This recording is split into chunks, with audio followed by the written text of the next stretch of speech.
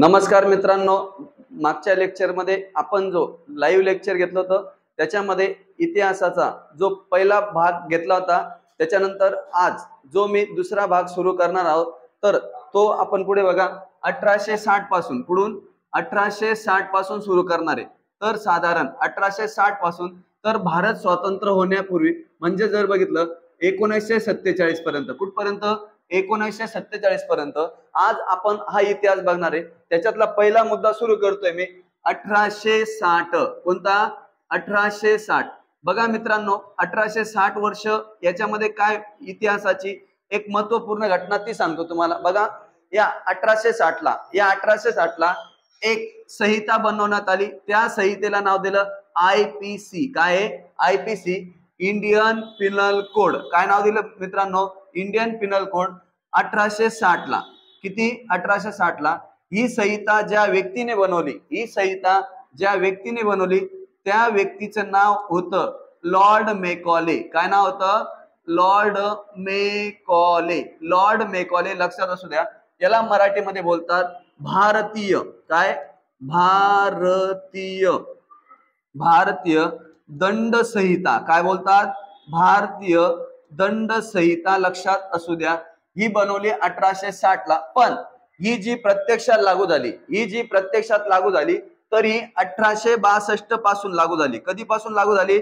1862 पासून लागू झाली। हा एक प्रश्न क्लिअर करा मित्रांनो, 1862 पासून लागू झाली। आणि आता जर बघितलं 2023 ला याच्याबद्दल जो कायदा होता तो कायद्यामध्ये आपल्या भारतामध्ये जर बघितलं लोकसभा राज्यसभा या दोघी सभागृहामध्ये याला एकमताने मान्यता मिळाली आणि 1 जुलै 2024 पासून काय? 1 जुलै 2024 पासून या संहितेची अंमलबजावणी झाली। तो पण मुद्दा तुमचा क्लिअर करून देतो। या तिघी गोष्टी लक्षात असू द्या। बघा, भारतीय दंड संहिता। आता हे नाव बदललेलं आहे, तुम्हाला माहित पाहिजे मित्रांनो। भारतीय दंड ऐवजी काय झालंय मित्रांनो? न्याय संहिता नाव झालंय। कोणतं झालंय? न्याय संहिता, पहिली गोष्ट। दुसरी गोष्ट, भारतीय फौजदारी जो कायदा होता, काय होता? भारतीय फौजदारी जो कायदा होता त्याचं सुद्धा नाव बदललंय। जो फौजदारी कायदा होता त्याला नाव पडलंय नागरी सुरक्षा। काय नाव पडलंय मित्रांनो? नागरी सुरक्षा। काय नाव पडलंय? नागरी सुरक्षा। आणि तिसऱ्या नंबरला जर बघितलं भारतीय साक्षी। काय? भारतीय साक्षी पुरावा कायदा। कोणता कायदा रे? पुरावा कायदा, जो की 1872चा आहे। कधीचा आहे? 1872चा आहे। याचं सुद्धा नाव बदललेलं आहे। याचं जे नवीन नाव झालेलं आहे भारतीय साक्ष्य पुरावा झालाय। काय झालंय? भारतीय साक्ष्य पुरावा। काय? भारतीय साक्ष्य पुरावा हे नाव झालेलं आहे। हे पण मुद्दा क्लिअर करून घ्या। म्हणजे आता तुम्हाला बघा 1860च्या मुद्द्यावर जर तुम्हाला प्रश्न आला तर तुमचा प्रश्न चुकणे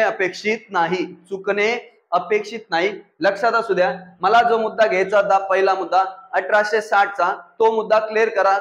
आता पुढच्या मुद्द्याकडे जातो मित्रांनो, 1861। काय? 1861चा। या 1861 ला जर बघितलं, बघा मित्रांनो, 1861 ला इंडियन काउन्सिल ऍक्ट झालाय। काय झालाय? 1861 ला इंडियन काउन्सिल ऍक्ट। कोणता ऍक्ट झालाय? इंडियन काउन्सिल ऍक्ट झालाय। या ऍक्ट नुसार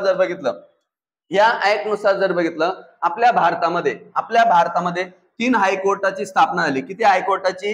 3 हायकोर्टाची स्थापना झाली। तिघी हायकोर्टाची स्थापना कधी झाली? 1862 ला। कधी झाली? 1862 ला। त्याच्यातलं पहिलं हायकोर्ट जे होतं, काय? पहिलं हायकोर्ट जे होतं त्याचं नाव आहे कलकत्ता। सेकंड होतं त्याचं नाव आहे बॉम्बे। काय? बॉम्बे। आणि 3 नंबरचं जे होतं मद्रास। कोणतं होतं? मद्रास, म्हणजे आताचा चेन्नई, बरोबर, म्हणजे तामिळनाडू मधला। या तिघी हायकोर्टाची स्थापना कधी झाली? 1862 ला। कधी झाली? 1862 ला। आणि आपल्या भारतामध्ये एक 4थ्या नंबरचं सुद्धा हायकोर्ट आहे। काय आहे? भारतात 4थ्या नंबरचं हायकोर्ट आहे, त्याची स्थापना झाली 1866 ला। कधी झाली? 1866 ला झाली। लक्षात असू द्या, 1866 ला। आणि जर आज बघितलं आज आपल्या भारतामध्ये हायकोर्टांची संख्या किती आहे? 25 आहे. किती आहे? 25. किती आहे? 25 आहे. जे की 25 नंबरचं जे हायकोर्ट आहे ते आंध्र प्रदेश आहे. कोणतं आहे? आंध्र प्रदेश आहे. 25 नंबरचं हायकोर्ट कोणतं आहे बाळांनो? आंध्र प्रदेश. कोणतं आहे? आंध्र प्रदेश आहे. तो पण मुद्दा क्लिअर करा. 25 नंबरचं कोणतं आहे? आंध्र प्रदेश आहे, लक्षात असू द्या. त्याच्यानंतर 1860 झाला, नंतर 62 झाला, नंतर 61 झाला, बरोबर. आता पुढचा जो मुद्दा घेतोय मी, पुढचा जो मुद्दा घेतोय 1875चा. कोणता घेतोय? 1875चा घेतो. 1875. या 1875ला जर बघितलं, या 1875ला जर बघितलं तर या 1875ला आर्य समाजाची स्थापना झाली. कोणत्या समाजाची? आर्य समाज. खूप महत्वपूर्ण पॉइंट आहे मित्रांनो. आर्य समाजाची स्थापना कधी झाली? 1875. कोणी केली ते पण सांगतो. स्वामी दयानंद सरस्वती. कोणी केली? स्वामी दयानंद सरस्वती यांनी आर्य समाजाची स्थापना केली. आर्य समाजाची स्थापना. यांचं एक पुस्तक सुद्धा आहे, स्वामी दयानंद सरस्वती यांचं सत्यार्थ प्रकाश. कोणतं पुस्तक आहे? सत्यार्थ प्रकाश. त्यांचं एक पुस्तक पण आहे. आणि पुढे चालून जर सांगितलं, स्वामी दयानंद सरस्वती यांचं जे नाव आहे ते खरं नाव सांगतो. मूळ नाव मूळशंकर. काय मित्रांनो? मूळशंकर आबाशंकर तिवारी. काय नाव आहे? मूळशंकर आबाशंकर तिवारी. हे पण नाव क्लिअर करा. मूळशंकर आबाशंकर तिवारी. मूळशंकर आबाशंकर तिवारी हे त्यांचं नाव आहे, लक्षात असू द्या. हे स्वामी दयानंद सरस्वती, लक्षात असू द्या. कारण ते काय बोलले होते? वेदांकडे परत चला. वेदांकडे परत चला. हा पण मुद्दा क्लिअर करा. वेदांकडे परत चला असं कोण बोललो होतं? स्वामी दयानंद सरस्वती. कोण बोलले ते? स्वामी दयानंद सरस्वती. तो पण मुद्दा क्लिअर करा. त्याच्यानंतर एक महत्वाचा मुद्दा राहून गेला आपला 1872चा. कोणता? 1872ला. 1872ला काय झालं बघा मित्रांनो. या 1872चा जर विचार केला तर आपल्या भारतामध्ये जनगणना. कोणती? जनगणना. काय? जनगणनेला सुरुवात झाली. पहिला पॉइंट जनगणना. आता जनगणनेबद्दल पटापट पॉइंट क्लिअर करून देतो तुमचे. बघा, जनगणना ही 10 वर्षांनी होत असते. जनगणना किती वर्षांनी होते मित्रांनो? दर 10 वर्षांनी होते. पहिला प्रश्न तिथं क्लिअर करा. जनगणना हा विषय केंद्र सूचीचा आहे. कोणाचा आहे? केंद्र सूचीचा आहे. सध्या केंद्र सूचीमध्ये 98 विषय. किती विषय? 98 विषय. तो पण मुद्दा क्लिअर करा. आणि जनगणना याच्यासाठी एक मंत्रालय असतं जबाबदार, ते गृह मंत्रालय असतं. कोणतं मंत्रालय असतं? गृह मंत्रालय असतं, माहित पाहिजे. आणि गृहाचा जर विचार केला, आपल्या भारताचे पहिले जे गृहमंत्री झाले कोण आहे? सरदार वल्लभभाई पटेल. कोण झाले? सरदार वल्लभभाई पटेल. म्हणून त्यांना आपण अखिल भारतीय पोलीस सेवेचे जनक पण म्हणतो. काय म्हणतो? अखिल भारतीय पोलीस सेवेचे जनक कोणाला म्हणतो? सरदार वल्लभभाई पटेल. कोणाला म्हणतो? सरदार वल्लभभाई पटेल. ते क्लिअर करा. त्याच्यानंतर पुढे जर बघितलं 2011ची जी जनगणना झाली ती 15व्या नंबरची होती. कितव्या नंबरची होती? 15व्या नंबरची. आणि अगदी अलीकडे जर बघितलं 2021ची जी जनगणना असेल ती 16व्या नंबरची असेल, लक्षात असू द्या. आणि 2021ची जी जनगणना आहे आतापर्यंतच्या इतिहासामध्ये जर बघितलं तर पहिली ऑनलाईन जनगणना होणार आहे. कोणती? पहिली ऑनलाईन जनगणना होणार आहे, जी की 17 भाषांमध्ये होणार आहे. किती भाषात होणार आहे? 17 भाषांमध्ये होणार आहे ही जनगणना, लक्षात असू द्या. त्याच्यानंतर पहिली जनगणना झाली त्यावेळेस आपल्या भारतामध्ये जो गव्हर्नर होता त्याचं नाव होतं लॉर्ड मेयो. काय नाव होतं? लॉर्ड मेयो नाव लक्षात असू द्या. काय नाव होतं? लॉर्ड मेयो नाव लक्षात असू द्या. त्याच्यानंतर पुढे जर गेलो, लॉर्ड मेयो झाल्यानंतर पुढे जातो. आपल्या भारतामध्ये पहिली नियमित, काय नियमित जनगणना जी झालेली आहे साधारण 1881 ला झाली. कधी झाली? 1881 ला झाली. कधी झाली? 1881. आणि त्याच्या पुढे जर गेलं आपल्या भारतामध्ये जे लोकसंख्येचे महाविभाजन वर्ष होते. कोणते वर्ष रे बाळांनो? लोकसंख्येचे महाविभाजन वर्ष होते. ते वर्ष पण क्लिअर करा. 1921 होतं. कोणतं होतं? 1921. लोकसंख्येचे महाविभाजन वर्ष कोणतं होते? 1921. कोणतं? 1921 होतं, लक्षात असू द्या. आणि भारत स्वतंत्र झाल्यानंतर काय, भारत स्वतंत्र झाल्यानंतर भारताची जी जनगणना होती, भारत स्वतंत्र झाल्यानंतर भारताची जी जनगणना होती ती झाली 1951 ला. कधी झाली? 1951 ला झाली. कधी झाली? 1951 ला. म्हणजे भारत स्वतंत्र झाल्यानंतर किंवा भारताची स्वातंत्र्य नंतरची पहिली जनगणना कधी झाली? 1951 ला झाली. आणि सध्या जर जगाचा विचार केला, जगामध्ये सर्वात जास्त लोकसंख्या असणारा देशचा जर विचार केला तर त्याचं उत्तर तुम्हाला भारत मिळतं. काय मिळतं रे? भारत मिळतं. लक्षात असू द्या. सध्या भारताची लोकसंख्या जर बघितली 141 कोटी. किती आहे? 141 कोटी. आणि 2 नंबरला चायना आहे. 2 नंबरला कोणता आहे? चायना आहे. आता राज्याचा विचार करू मित्रांनो. राज्याचा जर विचार केला राज्याचा, तर राज्यामध्ये सर्वात जास्त लोकसंख्या उत्तर प्रदेशची. कोणाची आहे? उत्तर प्रदेश 1 नंबरला आहे. लक्षात असू द्या. जवळजवळ उत्तर प्रदेशची लोकसंख्या 20 कोटी मित्रांनो. किती आहे? 20 कोटी आहे. लक्षात असू द्या. आणि 2011च्या जनगणनेचा विचार केला, 2011च्या जनगणनेचा विचार केला तर आपल्या महाराष्ट्राची लोकसंख्या 11.24 कोटी आहे. किती आहे? 11.24 कोटी आहे. हे दोन मुद्दे पण क्लिअर करून घ्यायचं. किती आहे? 11.24 कोटी आहे. हा मुद्दा पण क्लिअर करा. लक्षात असू द्या. बरोबर. त्याच्यानंतर 1875 पर्यंत आलो. आणि पुढचा मुद्दा घेतो मी. पुढचा मुद्दा घेतो 1878 चा. कोणता? 1878. या 1878 ला काय झालं बघा. या ठिकाणी जो गव्हर्नर होता त्याचं नाव होतं लॉर्ड लिटन. काय नाव होतं बाळांनो? Lord Lytton. आता लॉर्ड लिटनने काय केलं बघा. लॉर्ड लिटनने काय केलं? सर्वात पहिल्याचा मुद्दा सांगतो. लॉर्ड लिटनने काय केलं? या ठिकाणी त्यांनी व्हर्नॅक्युलर प्रेस ऍक्ट बनवला. कोणता? Vernacular press act. तुम्हाला प्रश्न येऊ शकतो. व्हर्नॅक्युलर प्रेस ऍक्ट कोणी बनवला? लॉर्ड लिटनने बनवला. आणि सर्वात महत्वाचं सांगतो मित्रांनो, सर्वात महत्वाचं सांगतो. यांनी पुढे चालून जर बघितलं 1877 ला. बरोबर. याच्या काळामध्ये 1877 वर्ष लक्षात असू द्या. राणीचा दरबार भरला होता. कोणाचा दरबार आहे? राणीचा दरबार. कोणाचा दरबार? राणीचा दरबार भरवला होता, जो की नवी दिल्लीला भरवला होता. कोण होता? नवी दिल्लीला राणीचा दरबार भरवला होता. तो पण मुद्दा क्लिअर करा. आणि सर्वात महत्वाचं सांगतो, याच्या काळामध्ये शस्त्रा संबंधी कायदा झाला होता. कशा संबंधी? शस्त्रा संबंधी कायदा झाला होता. तो पण मुद्दा क्लिअर करा. काय? शस्त्रा संबंधी कायदा केला होता. याला सशस्त्र कायदा बोलतात. 1878 ला. तो सुद्धा कोणी केला होता? लिटनने केला होता. हे उदारमतवादी होते. लिटन कसा होता? उदारमतवादी होता. याच्या काळामध्ये एवढ्या घटना झालेल्या लक्षात असू द्या. आणि पुढे चालून जर बघितलं 1880 पासून जर बघितलं, इथं पण एक उदारमतवादी व्यक्ती येतो. त्या व्यक्तीचं नाव आहे लॉर्ड रिपन. काय नाव आहे? Lord Ripon. आता लॉर्ड रिपनच्या काळामध्ये महत्वपूर्ण काही घटना झाल्या, त्या पटापट घेऊया आपण. पहिली घटना घेऊ 1881 चा. काय आहे? 1881 ला. त्याच्यानंतर 1882 ची पण एक घटना आहे. एक 1883 ची पण घटना आहे. बरोबर. या तिघी घटना महत्वपूर्ण आहे मित्रांनो. बरोबर. आता 1881 ला जर बघितलं तर काही ठिकाणी ते वर्ष 81-82. 1881 ला लॉर्ड रिपन सर्वात प्रथम काय करतो? स्थानिक स्वराज्य संस्थेचा कायदा करतो. कोणाचा करतो? स्थानिक स्वराज्य संस्थेचा कायदा करतो. म्हणून आपल्या भारतात जर विचार केला तर स्थानिक स्वराज्य संस्थेचा जनक कोणाला म्हणतात? लॉर्ड रिपनला बोलतात. कोणाला म्हणतात? लॉर्ड रिपनला बोलतात. पहिला प्रश्न तिथंच क्लिअर करा. दुसरा प्रश्न सांगतो. 1882 ला इथे एक हंटर नावाचा आयोग येतो. कोणता आयोग येतो? हंटर आयोग. कोणता आयोग सांगतो मी? हंटर आयोग. कोणता आयोग येतो? हंटर आयोग येतो. आता या हंटर आयोग कशासाठी असतो ते सांगतो. हंटर आयोगाचं एकच म्हणणं असतं की शिक्षणासंबंधी होतं. कशा संबंधी होतं?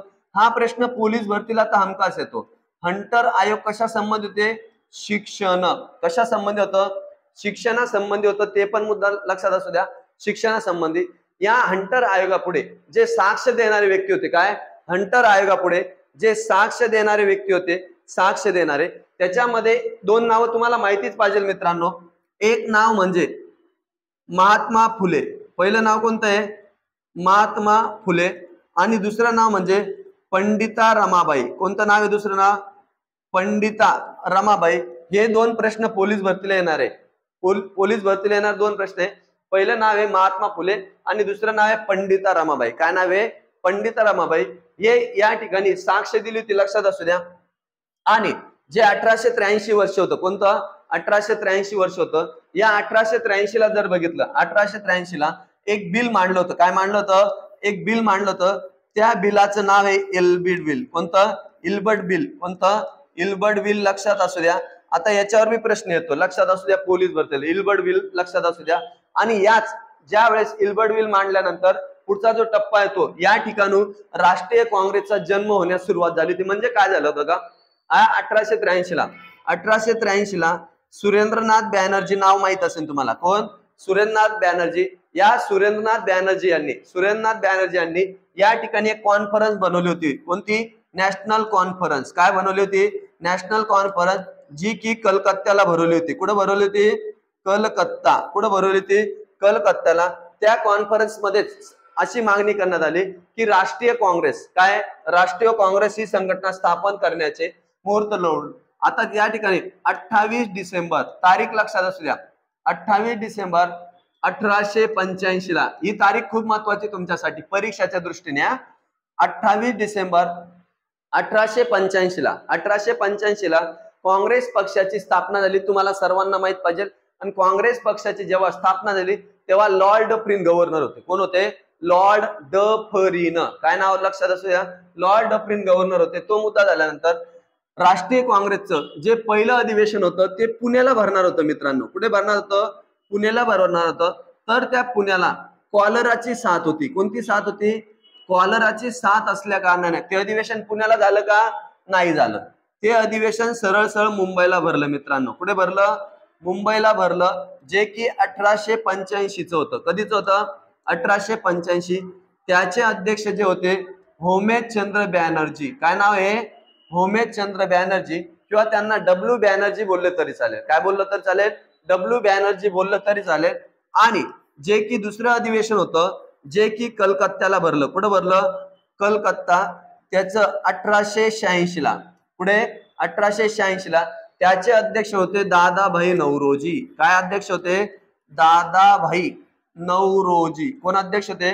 दादाभाई नौरोजी. हे दुसरं अधिवेशन झालं. आणि तिसरं अधिवेशन कालांतराने जर बघितलं तर 1887 ला झालं. कधी झालं? 1887 ला. जे की मद्रासला झालं. कुठे झालं? मद्रास किंवा चेन्नईला. कुठे झालं?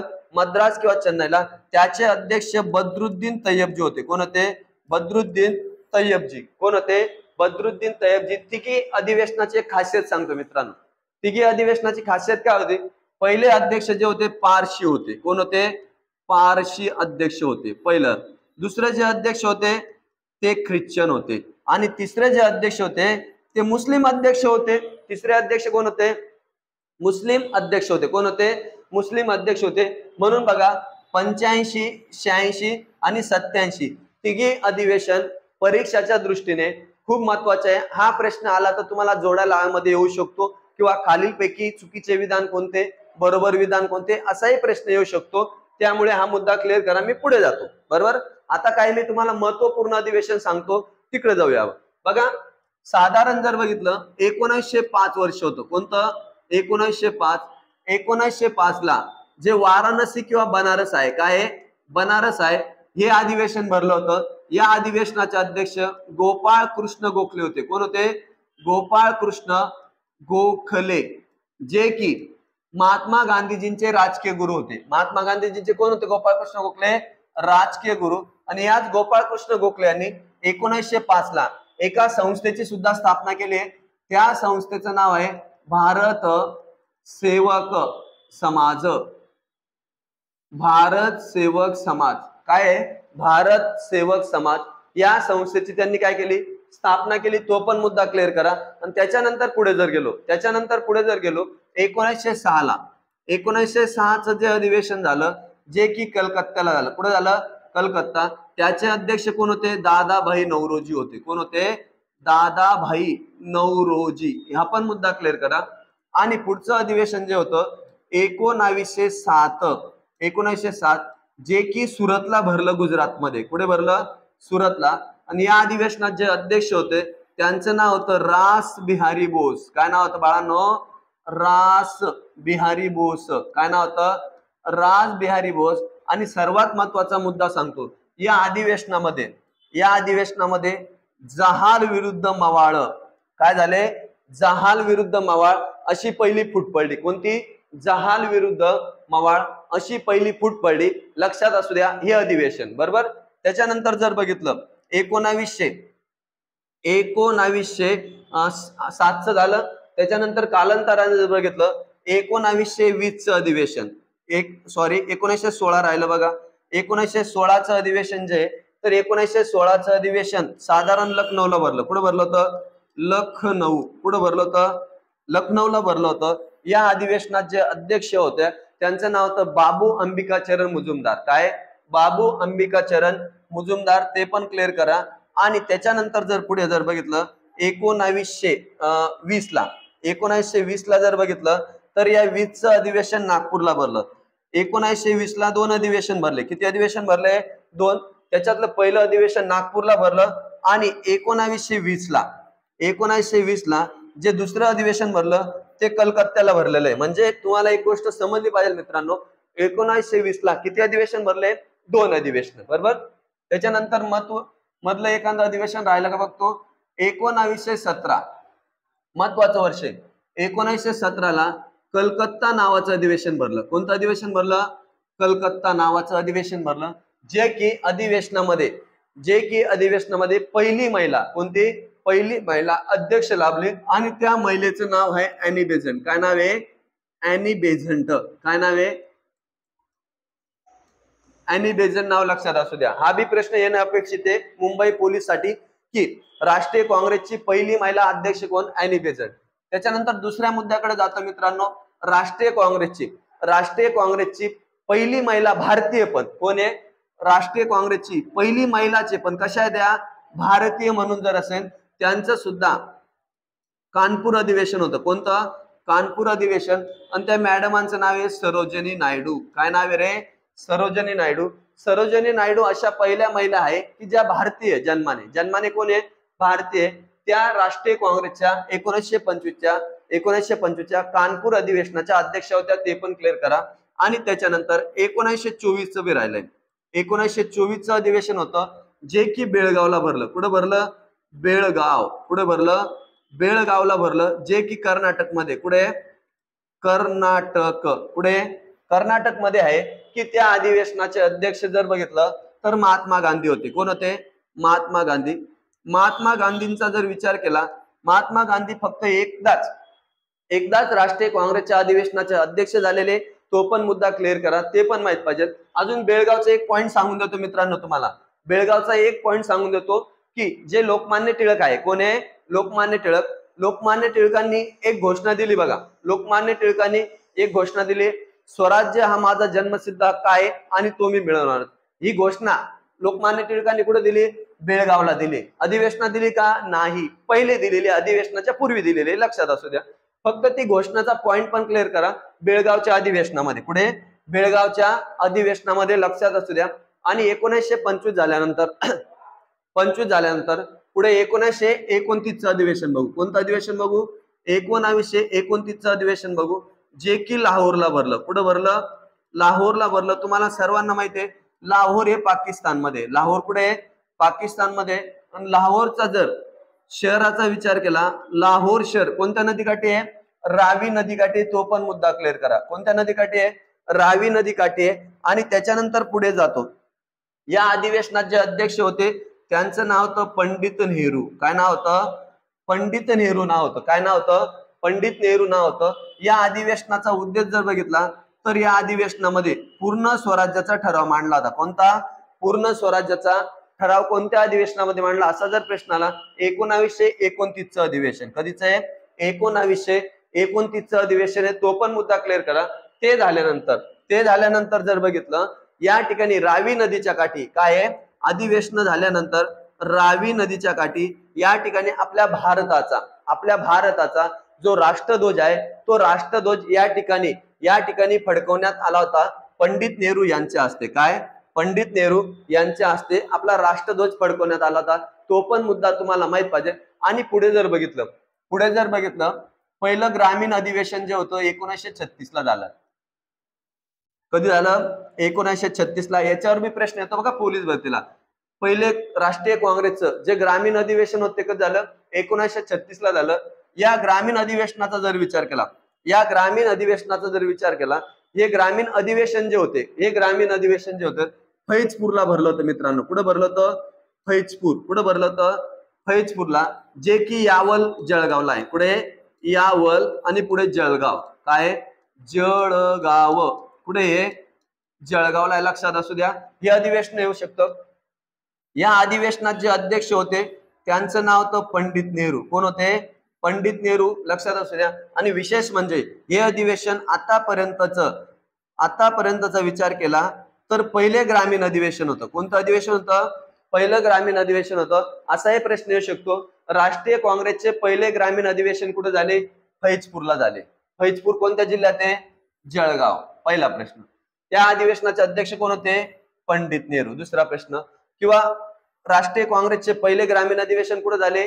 पहिले ग्रामीण अधिवेशन, तरी त्याचं उत्तर काय करायचं? फैजपूरच करायचं. आणि वर्ष जर विचारलं तर 1936. वर्ष विचारलं, काय उत्तर करायचं? 1936. काय उत्तर करायचं? 1936. तो पण मुद्दा क्लिअर करा. त्याच्यानंतर पुढे जाऊया मित्रांनो. पुढे जातो, पुढचा मुद्दा घेतो 1938ला. 1938ला जर बघितलं तर या 1938 ची महत्वपूर्ण घटना सांगतो. या 38ला जर बघितलं तर एक हरिपुरा नावाचं शहर आहे. कोणतं? हरिपुरा नावाचं शहर आहे. या हरिपुरा अधिवेशनात जे अध्यक्ष होते त्यांचं नाव होतं सुभाषचंद्र बोस. कोण होते? सुभाषचंद्र बोस. लगेच 39ला पण जे अधिवेशन भरलं, जे त्रिपुराला भरलं. कुठं भरलं? त्रिपुराला भरलं. त्याचे सुद्धा अध्यक्ष कोण होते? सुभाषचंद्र बोस. कोण होते? सुभाषचंद्र बोस. लक्षात असू द्या. पण सुभाषचंद्र बोस 39च्या अधिवेशनाला सुरुवातीला काही कालावधीसाठी होते आणि त्यांच्या जागी नवीन अध्यक्ष म्हणून जे होतात त्यांचं नाव आहे डॉक्टर राजेंद्र प्रसाद. आणि बघा, या 38च्या अधिवेशनामध्ये एक महत्वाची गोष्ट सांगतो अजून. सुभाषचंद्र बोस यांच्या विरुद्ध जी व्यक्ती होती, महात्मा गांधी यांचे समर्थक होते. बरोबर? महात्मा गांधी यांचे समर्थक पटाभी सीतारामय्या. कोण होते? पटाभी सीतारामय्या. या ठिकाणी पटाभी सीतारामय्या यांचा इथं भरपूर मताने पराभव होतो आणि या ठिकाणी जे विजयी होतात सुभाषचंद्र बोस. लक्षात असू द्या. हे दोन अधिवेशन 38 आणि 39.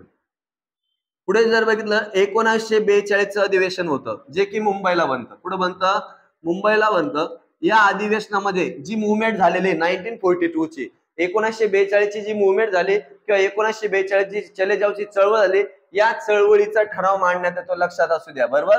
ठराव मांडण्यात होतं. या अधिवेशनात जर अध्यक्ष बघितले, मौलाना अब्दुल कलाम आझाद होते. कोण होते? मौलाना अब्दुल कलाम आझाद होते, जे की आपल्या भारताचे शिक्षण मंत्री आहे. भारताचे पहिले शिक्षण मंत्री कोण आहे? मौलाना अब्दुल कलाम आझाद. त्यांचा जन्मदिवस 11 नोव्हेंबर असतो. कधी असतो? 11 नोव्हेंबर असतो, जो की शिक्षण दिवस असतो. कधी असतो? शिक्षण दिवस वेगळा आणि शिक्षक दिवस वेगळा आहे. लक्षात असू द्या. शिक्षक दिवस 5 सप्टेंबरला असतो, जे की आपल्या भारताचे पहिले उपराष्ट्रपती सर्वपल्ली राधाकृष्णन यांचा जन्मदिवस असतो. आणि शिक्षण दिवस जो असतो, आपल्या भारताचे पहिले शिक्षण मंत्री मौलाना अब्दुल कलाम आझाद यांचा जन्मदिवस असतो. तो पी मुद्दा क्लिअर करा. लक्षात असू द्या. आणि पुढे चालून जर बघितलं 1947ला भारतीय स्वातंत्र्याचं जे अधिवेशन भरतं, त्या अधिवेशनाचे अध्यक्ष जे असतात जे.बी. कृपलानी असतात. कोण असतात?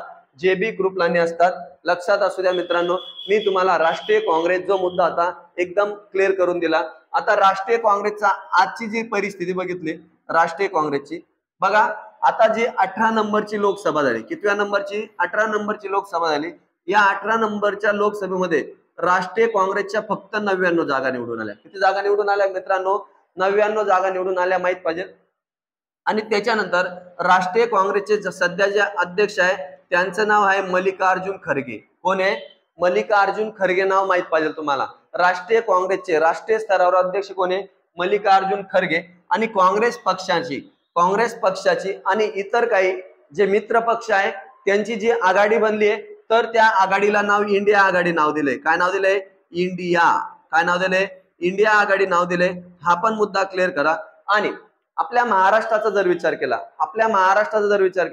आपल्या महाराष्ट्रामध्ये जे की राष्ट्रीय काँग्रेसचा जर विचार केला, आपल्या महाराष्ट्रात जे काँग्रेसचे अध्यक्ष आहे त्यांचं नाव आहे नाना पटोले. काय आहे? नाना पटोले. हा पण मुद्दा क्लिअर करा. कोण आहे? नाना पटोले नाव माहित पाहिजे. कोण? नाना पटोले हे नाव तुम्हाला माहितीच पाहिजे. मुंबई वाल्यांना येऊ शकतो हा प्रश्न, तो पण मुद्दा क्लिअर करून दिला. बरोबर. साधारण मी तुम्हाला 1885 पर्यंत आलोय आपण. बरोबर. 1885 राष्ट्रीय काँग्रेस जर बघितले, राष्ट्रीय काँग्रेसची स्थापना झाली, लक्षात असू द्या.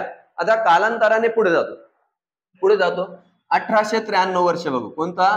1893 वर्ष बघू. या 1893 1895 दोघी वर्ष महत्वाचे. परीक्षाच्या दृष्टीने घेतोय आम्ही 1895. 1893 ला जर बघितलं तर गणेश उत्सव सुरू झालाय. कोणता? गणेश उत्सव सुरू झालाय. त्याचे श्रेय लोकमान्य टिळक यांना जातं. कोणाला जातं? लोकमान्य टिळक यांना जातं. ते पण माहित पाहिजे. आणि 1895 ला जर बघितलं तर शिवजयंती उत्सव सुरू झाला. कोणता? शिवजयंती उत्सव सुरू झाला. ते पण माहित पाहिजे. लक्षात असू द्या. मोहरम नावाचा सण असतो. मोहरम नावाच्या सणावरून याची सुरुवात झाली. ते पण माहित पाहिजे. लक्षात असू द्या. आणि साधारण जर बघितलं पुढे 1895 नंतर जर बघितलं तर जवळजवळ 1900 मध्ये म्हणजे साधारण बघा 1899. काय? 1899 पासून तर साधारण 1905 पर्यंत जो या ठिकाणी जो गव्हर्नर होता त्याचं नाव होतं,